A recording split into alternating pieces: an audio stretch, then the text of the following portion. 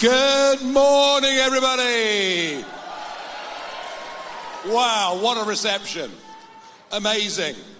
We decided on Sunday that it was appropriate for me to come up here, and quite right too. And we booked a venue, and I thought, well, I don't know. I mean, it's a working day. It might be difficult to get people out in the middle of the day. And I thought, well, I'll come, and there'll be maybe 150 people, maybe 200 people. And yet, with just 48 hours notice, we've got 1,000 enthusiastic people here in this room.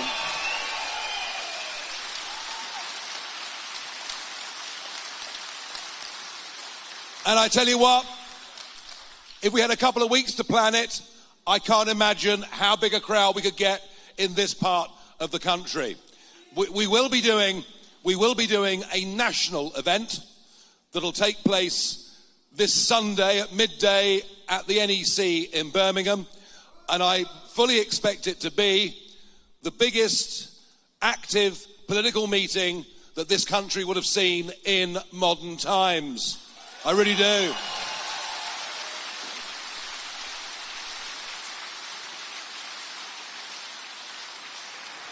And the reason is all too clear. We all have a deep sense of unease. Something is going very, very wrong with the country that we're part of, with the country that we believe in, with the country we want our kids and grandkids to grow up in. We have spent time indoctrinating a younger generation that everything about our past is wrong. We've been poisoning the minds of our young people. That, I think, is absolutely appalling. I want them to learn that whilst not everything in our history is perfect, actually, there is no country in the world with a better past than us, and we should be proud of those that went before us.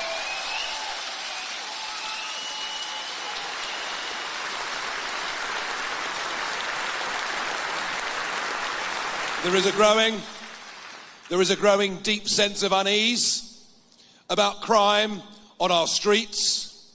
The fact, it doesn't matter where you are, you can be in the poorest part of the country or the richest part of West London.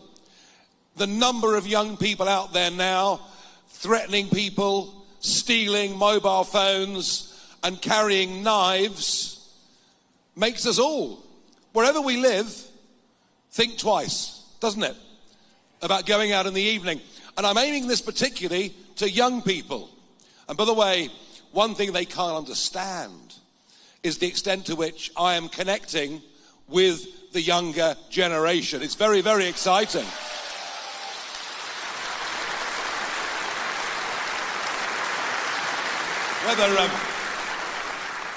Whether that's a result of having snakes crawling all over me in the jungle or not, I don't know.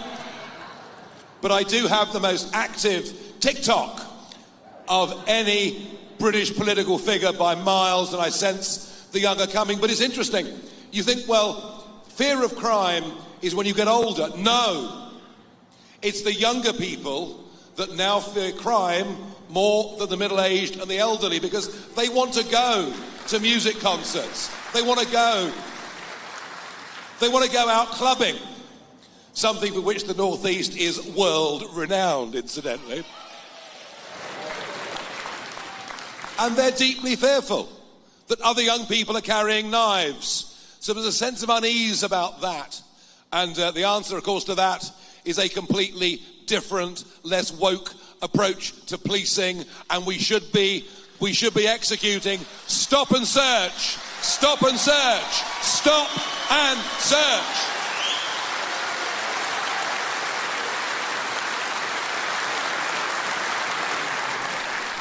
And perhaps there's an even deeper sense of unease about what is happening in our communities. We have always been, particularly compared to our continental neighbours, the most open country when it comes to our relationship with the rest of the world. Think of this part of England. Think of the ships that were built, the men and women that went all over the world, and in turn, people from other parts of the world that came here. And we're the only country in the history of humankind who has developed a relationship with its empire into one of a club that is called the Commonwealth. These things are remarkable achievements. And we've always been, I think as a people, far more generous and far more open-hearted to those around the world facing genuine oppression or the threat perhaps even of death. So we've always been kind to those communities in trouble around the world. We've accepted, absolutely, since the late 1940s, that immigration into Britain can be a good thing. Certainly the choice of food in most of our towns is rather better as a result of it. But what has happened over the course of the last 25 years is something entirely different. It is mass migration on a level that in fact begins not just to divide and damage communities and potentially to set people apart from each other, which is dangerous, but also I think a feeling that perhaps something about our culture is directly under threat. That sense of who we are and that this is a problem. And just think about the numbers. You know, Tony Blair came to power. Sedgefield boy, of course, it's all your fault up here, it really is. Tony Blair comes to power and opens the door. And bear in mind, for the previous 50 years, net migration had been 30, 40,000 a year. That's what it had been for 50 years. Tony Blair comes to power and opens the door. And net, over his premiership, 2.7 million people come. And the Conservatives accelerate it, because now nearly 4.5 million have come since they came to power. Now, you are suffering less with this problem in the northeast than certainly the southeast, where I'm from, where the roads are clogged beyond imagination. Access to a GP is pretty much impossible at short notice. And housing has become, for most young people, simply an unobtainable dream. And rents are up by 20 to 30% across the country in the last 4 years. It's a simple demand-supply equation. And that's why I've said from the start, this really should be the immigration election. I don't know whether you watched the debate last night between, no, you had better things to do, I can't say that I blame you. But if you did watch the debate last night, furious arguments on tax, furious arguments on immigration, furious arguments on the Channel boat crossings, a subject that I will return to, I promise you, it's my specialist subject.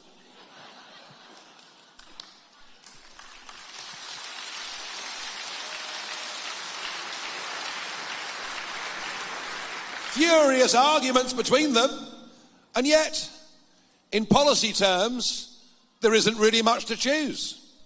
In fact, the more they argued, the more they seemed the same. Has your phone stopped ringing? I'm so sorry to inconvenience you, I really, really am. Don't worry about it, I don't mean it. And so, we have a sense things are going wrong. And by the way, if you're self-employed out there or running a small limited company, you know what I'm about to say, that neither front bench has any comprehension of who you are or what you do. None.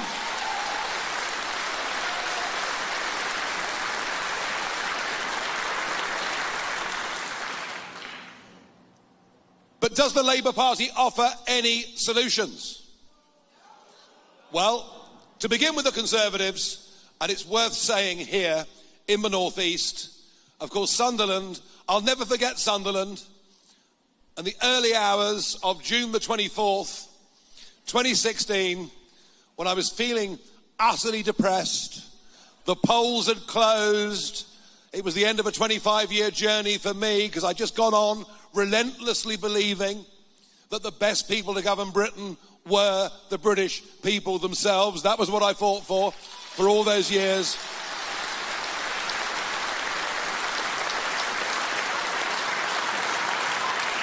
And I was feeling really depressed. The polls had closed, there was nothing more I could do, and then up came the Sunderland result. And we realised then that we could win.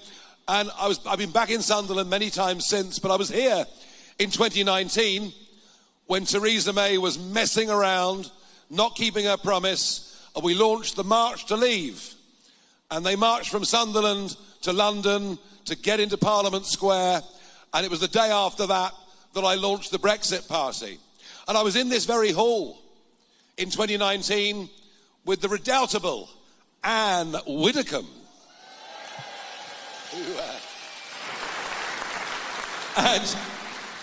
And we won the European elections. We got rid of the useless Mrs. May, which was a good scalp, I can tell you.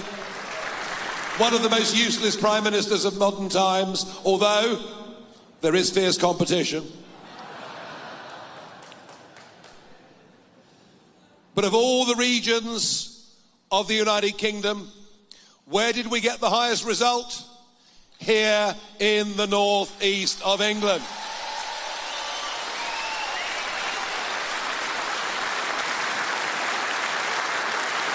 Because not only are you the friendliest people in the country, and it's absolutely true. In fact, you go out in the northeast to buy a newspaper, the whole experience might take 45 to 50 minutes.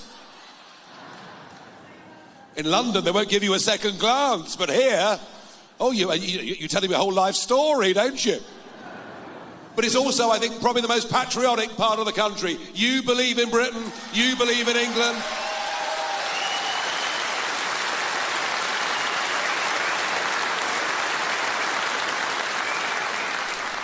So when I very generously stood down against Boris Johnson and 320 seats, an announcement that I made in Hartlepool, and it gave Boris an open door and helped him get the biggest majority of modern times. But you all know we voted Brexit to take back control of our borders, to reduce the numbers of people coming into Britain. And frankly, what they've done is nothing less than a complete betrayal of the Brexit vote and of that vote in 2019.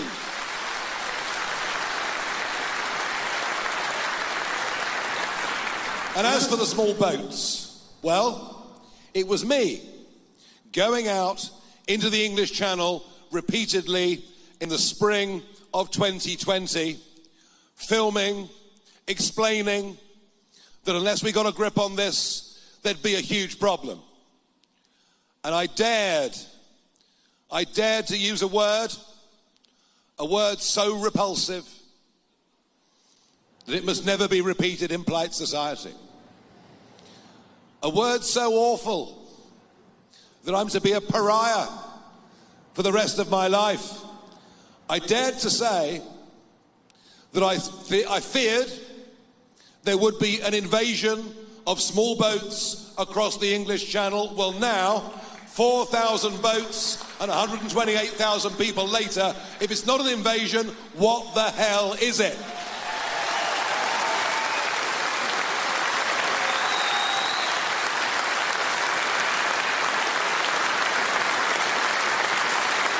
And nearly all young men, many coming from war zones in which they were directly fighting. Many coming from countries where gang culture is the norm. Many coming from countries that are rife with terrorism. And most coming from countries in which women are not even treated as second-class citizens.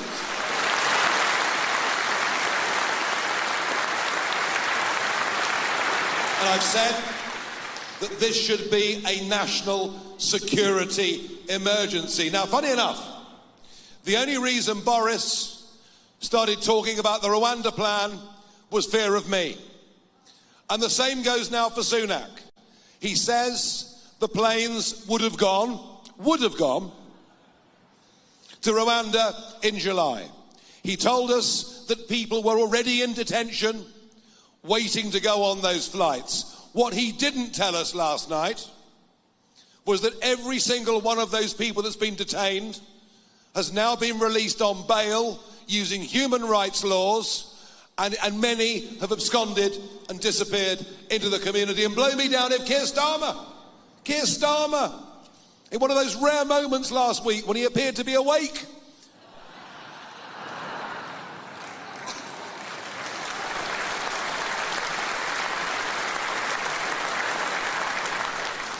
Keir Starmer said we should call it a national security emergency. So they all use now the language that I've been using, but they've no intention of doing a damn thing about it. For Labour, it's not even in their key 6 priorities. Doesn't mention legal or illegal immigration in any way at all. So I, having fought so hard to try to achieve that historic moment when we got back our independence and self-government, I was more than happy on the 1st of February 2020, once we were out, to say, I will pursue a different future. I'll pursue a different career. After all I'd done over 20 years in the European Parliament, an experience that I enjoyed far more than they did. And so for 4 years, I've been busy broadcasting, helping GB News get up and running and off the ground, which I've been proud to do.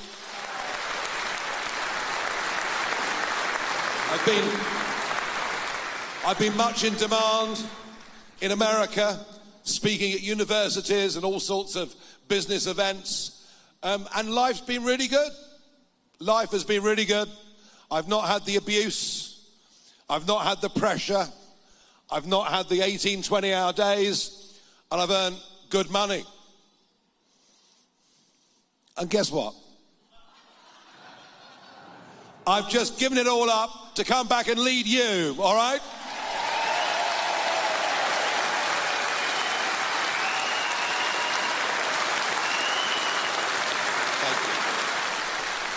Thank you.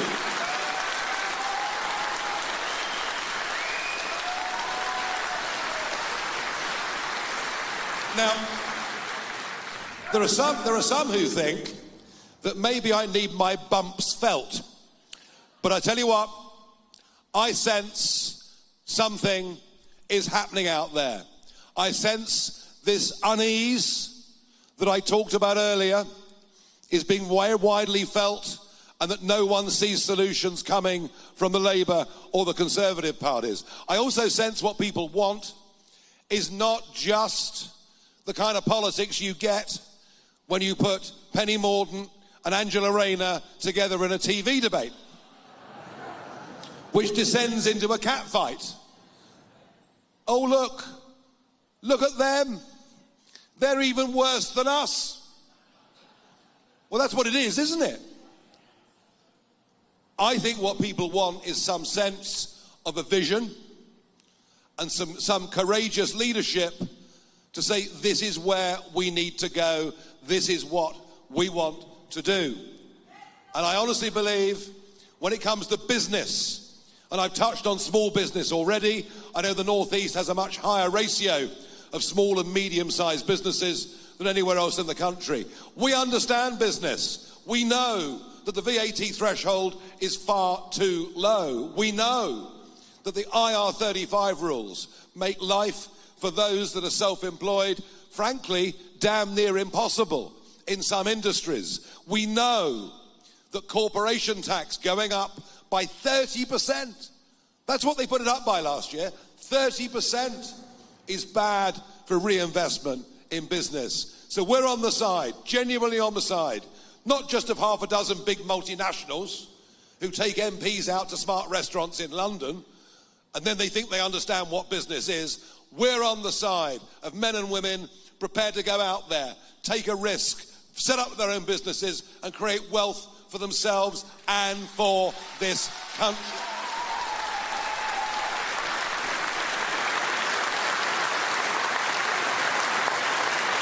And talking of business, with us today in the audience is a North East businessman you might have heard of.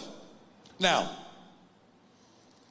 all of you here who support Sunderland Football Club, yeah, I know, calm down. I'm going to ask you to put football rivalries aside for a moment. I'm delighted that joining us today, supporting us, giving us a donation after decades of publicly supporting the Conservatives, somebody who's been a phenomenal, amazing success story, indeed role model for people in the North East. With us today, supporting us, with us now, is Sir John Hall. Thank you.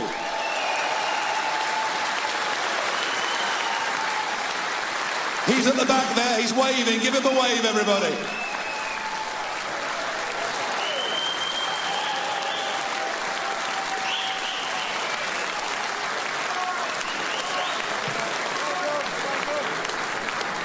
John, thank you for coming out so publicly for us, and I promise you, this is the first time ever that a crowd in Sunderland have stood up and cheered you, and it's a very appropriate moment.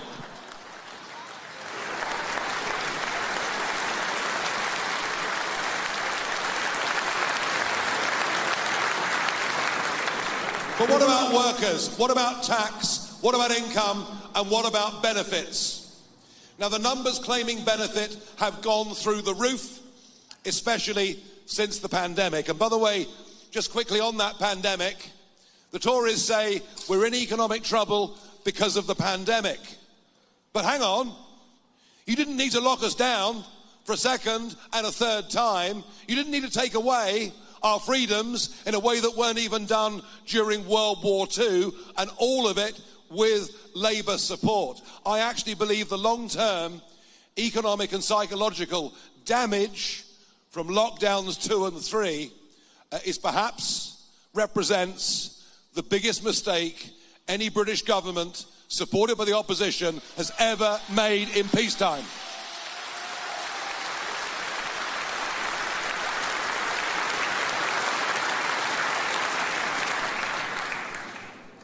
I don't know about the Downing Street parties. I treated those last 2 lockdowns, I must be honest, with total contempt. No, I'm sorry. I just thought government's gone way, way too far. Way, way too far. But on tax, back to tax. This is our big, bold proposal. Yes, there are many that have gone on to benefits that should not be on benefits. The idea that on a Zoom consultation, you say, "Hi, Doc, not feeling too good today, little bit depressed. Oh, well, you better go on the unemployment register as disabled." I'm sorry, this approach is wrong, and it's psychologically even more damaging for most of those who have something of a problem already. And by the way, I'm not talking about those that are severely mentally disabled. I'm not talking about those severely physically disabled. We are a civilized society. We will always help and carry our weakest. Always.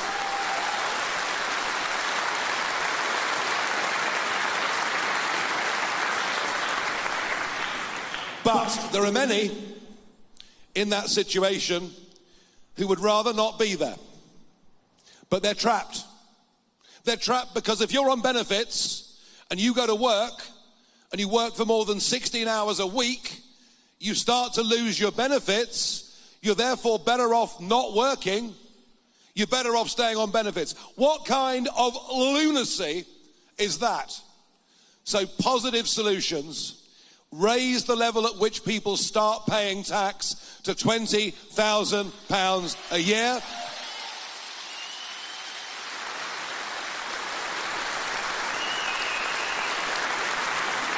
And then not only do people come off benefits and go back to work because it's better for them financially, it'll also be better for them psychologically as well. That's the kind of thing we're going to fight for.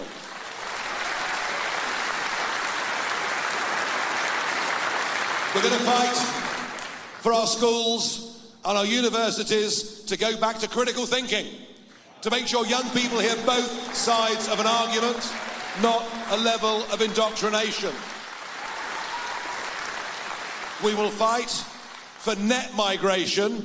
Of course people can come. Of course people can go, but we'll fight for net migration to get to zero, to give us a chance to catch up with the massive backlog in health and housing in this country.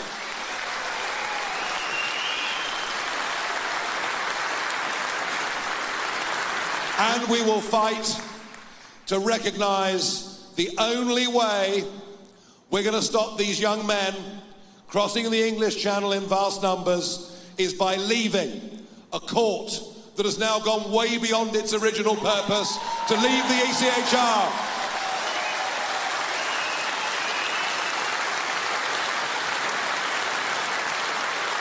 We must get back control of our borders. That is what we voted for again and again and again. And on net zero, who's paying the price? Who's paying the price? And by the way, once again, there's almost no difference between the parties. It's the Conservatives following Tony Blair that have gone down the net zero route. Legislation passed at the end of Mrs May's term with virtually no debate in Parliament whatsoever. It is the single most expensive piece of legislation ever passed outside of going to war. It was done, of course, with no opposition from Labour, because on the big stuff, they all agree on everything.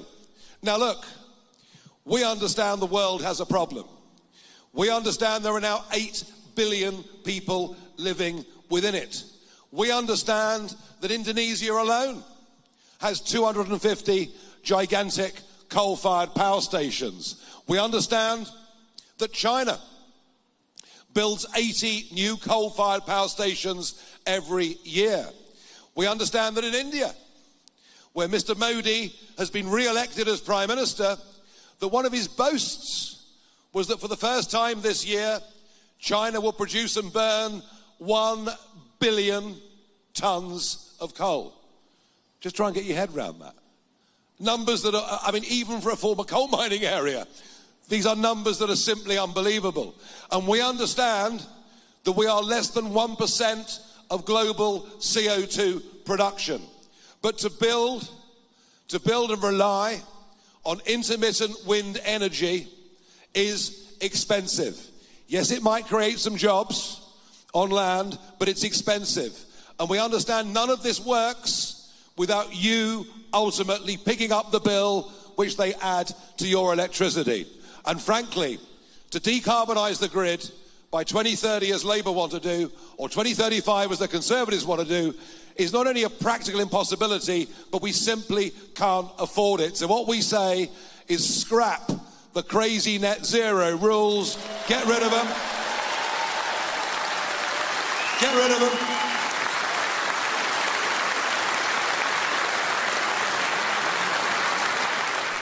And does that mean we're irresponsible? Well, look, what was the good?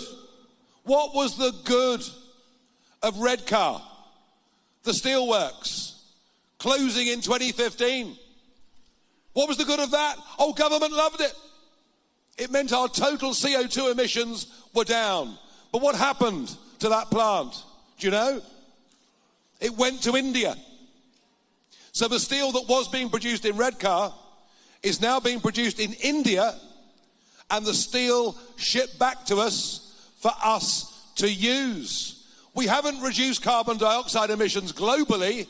We've exported the production of CO2 to the detriment of all those families in Redcar. And the same applies to oil and gas. Rishi, we as the Conservatives support the North Sea industry. No, you don't. You've put 75% super taxes, and Chevron have pulled out of the North Sea after 60 years. Even those that are most concerned about climate change accept we'll be using oil and gas up until 2050. So we say, let's make our own steel, let's produce our own gas, let's produce our own oil, let's give people jobs.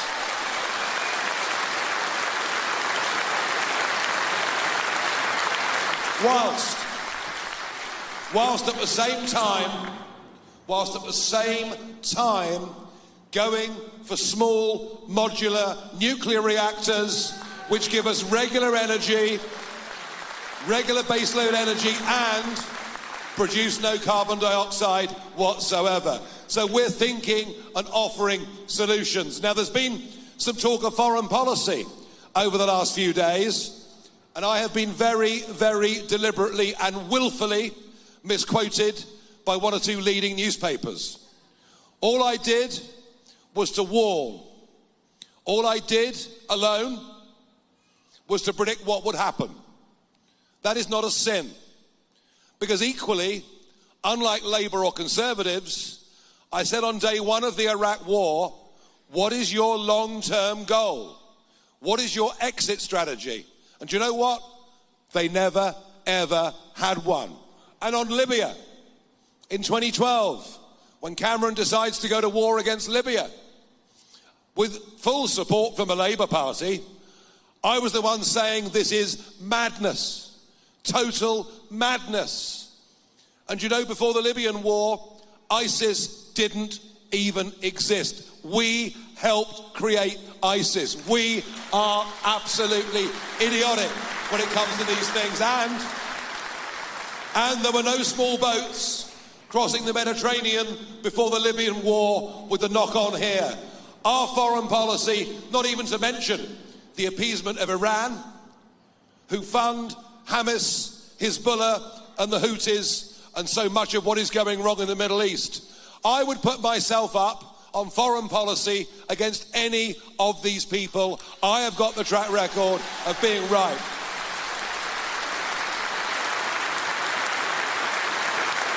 Now, I've laid out some of the things that we stand for. I've laid out some of the positive vision that I think we need for the future.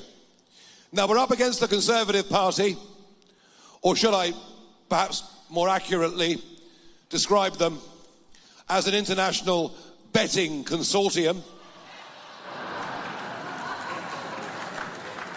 Gets worse every day, doesn't it? Story after story. I mean, now we learn of a Conservative MP who allegedly has put £8,000 on his Labour opponent in his own seat to win. I mean, would you bet against your own team at football? Well, if you were caught, you'd be kicked out of the club, and quite right too. More and more of them are being dragged in, and it shows you their sense of arrogance and entitlement. And the truth of it is, the Conservatives deserve to lose this election, but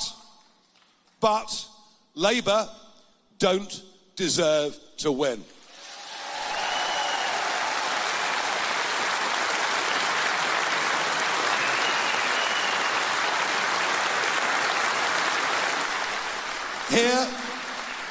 Here in the northeast, and in particular in Sunderland, as we heard earlier, in this part of this country, Reform UK is now second to Labour in every single constituency, with the Conservatives trailing in third.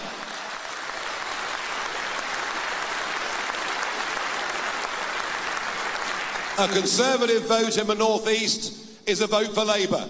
A Conservative vote in the northeast is a wasted vote. We are the challengers, and I want Conservative voters who feel that Brexit's been betrayed, that after 14 years they deserve to lose this election, to switch their support to us. But here's the important thing. A lot of people are saying Labour because they've gone back to where they were before. A lot of these people in the intervening years had voted UKIP or Brexit Party. They're saying Labour. But look, Starmer won't stop the boats. Mass immigration will continue. He'll take us closer back to the European Union. He's already said he wants to join the European Defence Union, which would take us further away from NATO and America, and in a dangerous world, that is just about the last thing we should even be contemplating. Goodness knows what will happen under Starmer to our schools and some of the madder ends of trans ideology. I mean, after all, Starmer himself can't even tell you what a woman is. I mean, I don't know. Some people think a woman can have a penis. I'm just not one of them, are you?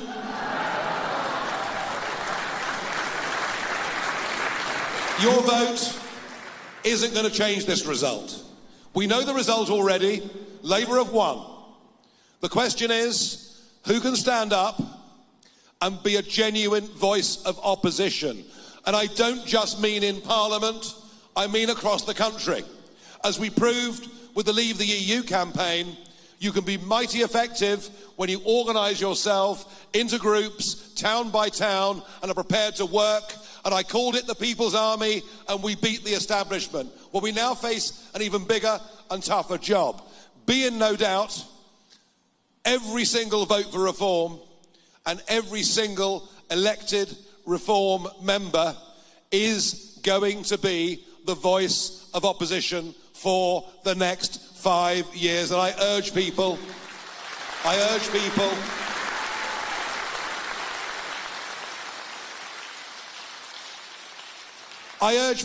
vote with your heart. Vote for what you believe in. Don't vote for one of the other two because you think they're less bad than the other lot. Do something positive. And with me, you'll get a leader, whether you like me or not, you'll get a leader who is consistent, a leader who doesn't change, a leader who's got principles, a leader who is unafraid to tell the truth, even if it's unpopular at a certain moment in time.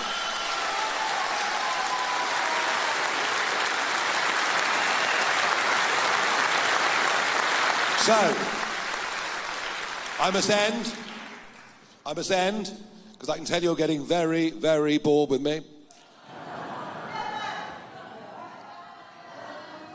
Well, there've been no milkshakes thrown yet, so we must be doing quite well. I want to end with this. Thank you. Thank you at short notice for turning up in numbers like this and filling this big hall. Incredible. Thank you. But remember this. Just agreeing is not enough. We have to restructure. We have to build an organisation across this country that has branches and has roots. We have to mobilise. We have to organise. Once we've done that, we'll be able to energise. I know there is a silent majority of people out there that in their hearts feel the same way as we do. This is but the first step of a very big and a very important journey. And I'd say to all of you, please, don't just agree, join us, help us, spread the message, do what you can, and thank you for this amazing reception here in the North East today. I'll be back with you in a few months' time. Thank you very, very much indeed, everybody. Thank you.